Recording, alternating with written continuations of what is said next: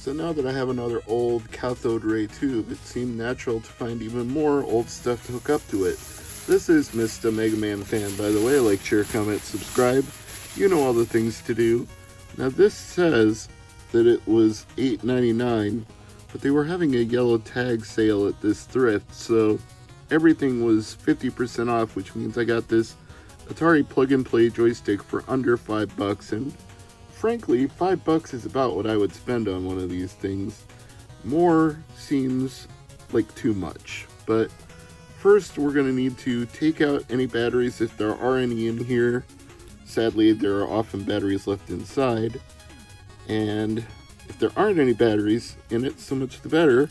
We'll put in fresh ones, but either way, we need to get it open. Lefty loosey, righty tighty, as they say.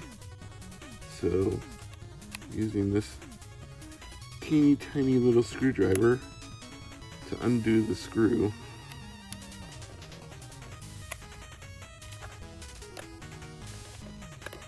And a couple more twists will do it. Hopefully only a couple. Here we go. Oh yes. As I was afraid of, when you buy these things used, they usually have crusty old batteries inside.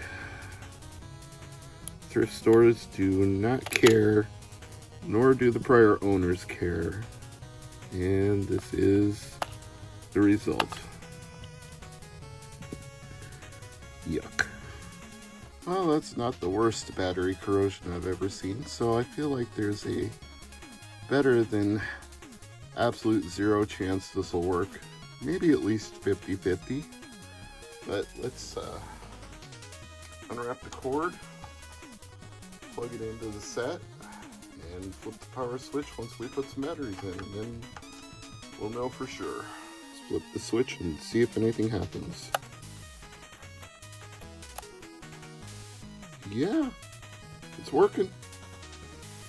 We have a picture. So, the tilt the tripod up into place.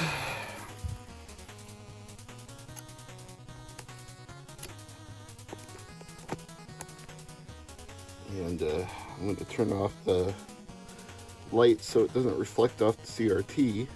And I will lock it into place and raise it up a little bit higher. That looks about right. Screw this battery cover back on.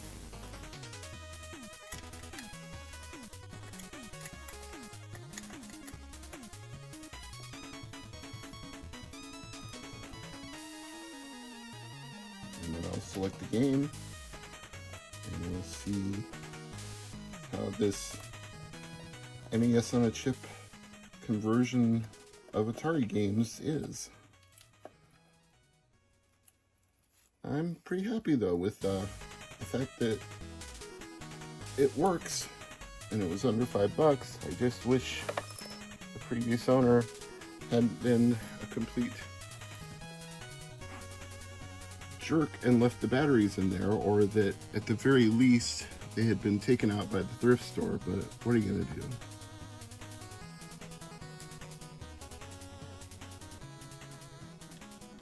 Only 10 games, but that's okay. I don't want or need more than 10.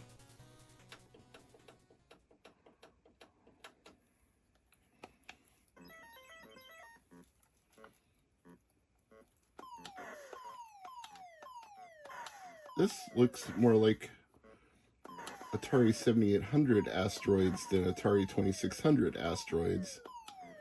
I was not expecting that. I was expecting a much more simple version of asteroids than this one.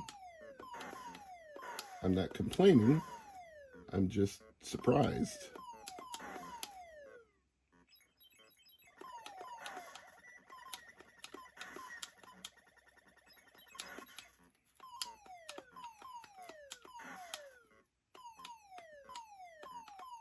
Now there was one Atari plug-and-play that actually did run an Atari on a chip. And I believe you could actually solder a cartridge port onto it and play original 2600 cartridges if you went that length, but they didn't make that version of the flashback for very long. Let's reset and select a different game. See if these are all non-standard versions. Let's see how this Centipede looks compared to the one I expect it to be.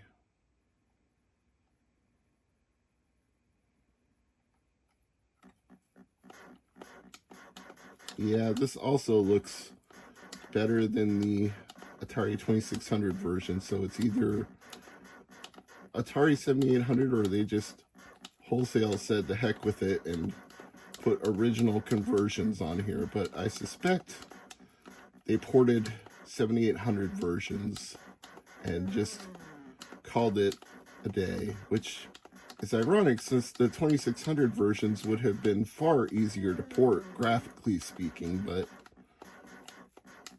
I'm not exactly complaining. I do like having more colorful graphics. And the stick works just fine, so I also have no complaints on that score. Even though there was obvious battery corrosion from batteries being left inside, it didn't appear at this point to actually damage the unit in any particular way, so I lucked out. Speaking of lucking out, I'm actually doing quite well this run, better than I often do when I play Centipede.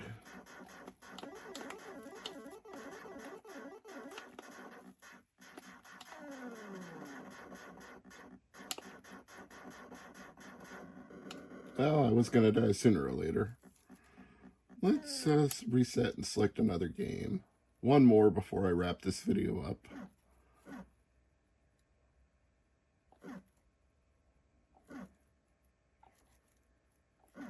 Warlords would be kind of weird without paddle controls, so I want to know what that's all about.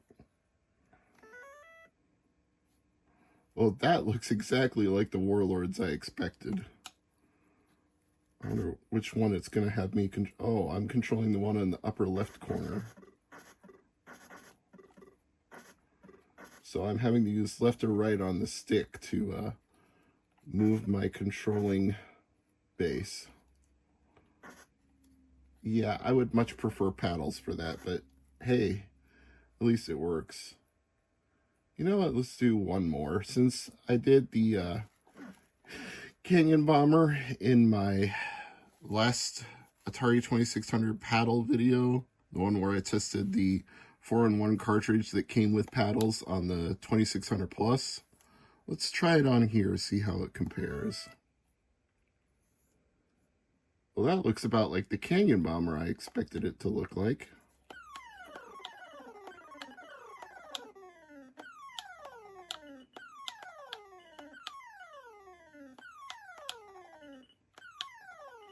Although I appear to be doing much better than I did with paddles, so go figure.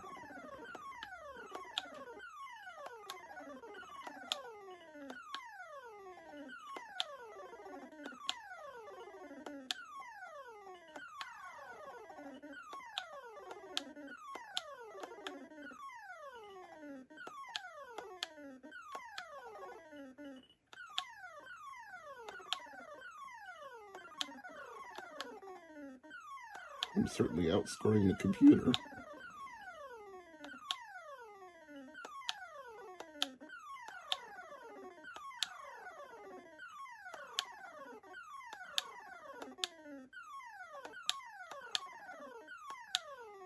I feel like this must not be the same version because I don't think it's necessarily graphically more sophisticated, but that seemed a lot easier to win.